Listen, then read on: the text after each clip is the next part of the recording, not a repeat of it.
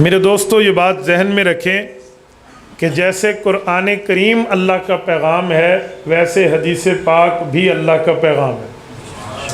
یہ صرف خطابت کے لہجے کی بات نہیں ہے بلکہ قرآن کریم میں خود موجود ہے۔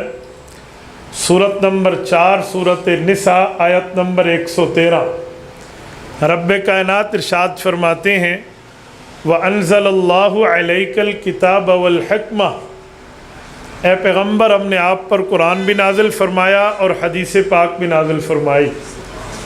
وَعَلَّمَكَ مَا لَمْ تَكُنْ تَعْلَمْ، قرآن اور حدیث اتار کے ہم نے آپ کو ان علوم سے روشناس کرایا جو اس کے نزول سے پہلے آپ نہیں جانتے تھے۔ وَكَانَ فَضْلُ اللَّهِ عَلَيْكَ عَظِيمًا، اور قرآن اور حدیث کو اتار کے آپ کو علوم سے بہرہ کرنا یہ اللہ پاک کا بہت بڑا کرم ہے۔ ایک دوسرے مقام پہ رب العزت ارشاد فرماتے ہیں سورۃ نجم آیت نمبر 3 آیت نمبر 4 میں وَمَا يَنطِقُ عَنِ الْهَوَىٰ إِنْ هُوَ إِلَّا وَحْيٌ يُوحَىٰ، کہ رسول اللہ جو بولتے ہیں تو اپنی مرضی سے نہیں اللہ کے حکم سے بولتے ہیں۔ درس اہل علم کا ہے تو میں چند جملے سمجھانے کے لیے ایک استدلال بیان کرنے لگا ہوں کہ اردو میں تو بولنا عام طور پہ استعمال ہو جاتا ہے، عربی میں بولنے کو کئی الفاظ میں تعبیر کرتے ہیں۔ یتکلم بولنے کو کہتے ہیں، ینطق بولنے کو نہیں کہتے۔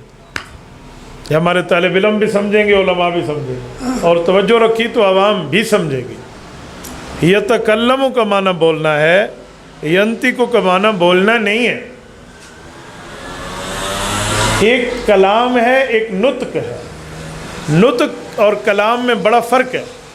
کلام کا معنی ہوتا ہے گفتگو کرنا، لیکن نطق صرف اس جملے کو نہیں کہتے جس کا مطلب سمجھ آئے۔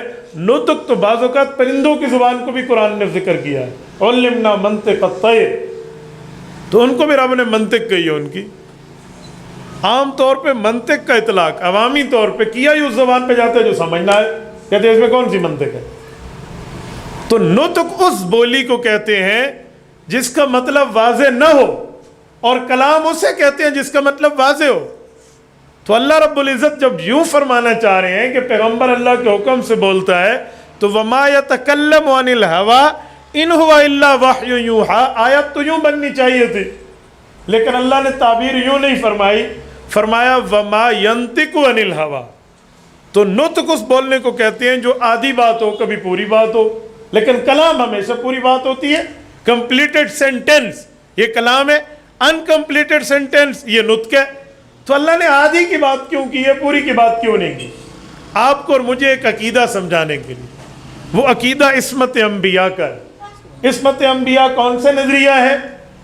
کچھ لوگ، کچھ بدبخت، کچھ بدنصیب اس بات کا گمان رکھتے ہیں کہ جو نبی ہوتا ہے اس سے غلطی، گناہ، خطا ہو سکتی ہے، اور وہ اس پر 2-4 باتیں اپنی طرز پر ایسی کر دیتے ہیں جس کا اسلام اور اہل اسلام سے تعلق نہیں رہتا، اور کہیں گے دیکھا نہیں حضرت آدم علیہ السلام سے غلطی ہوئی تھی، نعوذ باللہ، اور دیکھا نہیں تھا حضرت موسیٰ علیہ السلام نے بندے کو مار ڈالا تھا، اجی یہ ہو گیا، حضرت سلیمان علیہ السلام اور حضرت داؤد علیہ السلام کے فیصلے کا اختلاف آ گیا تھا، پھر وہ آیات پیش کرتے ہیں۔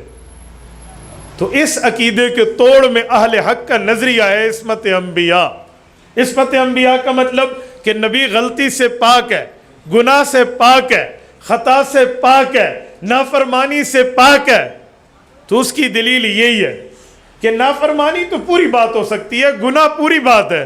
اللہ فرماتے ہیں وَمَا يَتَكَلَّمُ، چھوڑو کہ نبی جب پوری بات کرے نعوذ باللہ اس میں غلطی ہو، وَمَا يَنطِقُ عَنِ الْهَوَىٰ، نبی ادھوری بات کرے اس پر بھی اللہ کی مہر ہوتی ہے۔ وَمَا يَنطِقُ عَنِ الْهَوَىٰ، نطق پوری بات بھی نہ ہو، انکمپلیٹ بات ہو، مکمل نہ ہو، تو پیغمبر وہ بھی اللہ کے حکم سے کرتا ہے، چاہے جائے کہ مکمل بات ہو۔ تو حدیث پاک کو قرآن کریم نے اللہ کی بات فرمایا۔ یہ 2 آیتیں میں نے پیش کی۔ تبارك الذي نزل الفرقان على عبده ليكون للعالمين نذيرا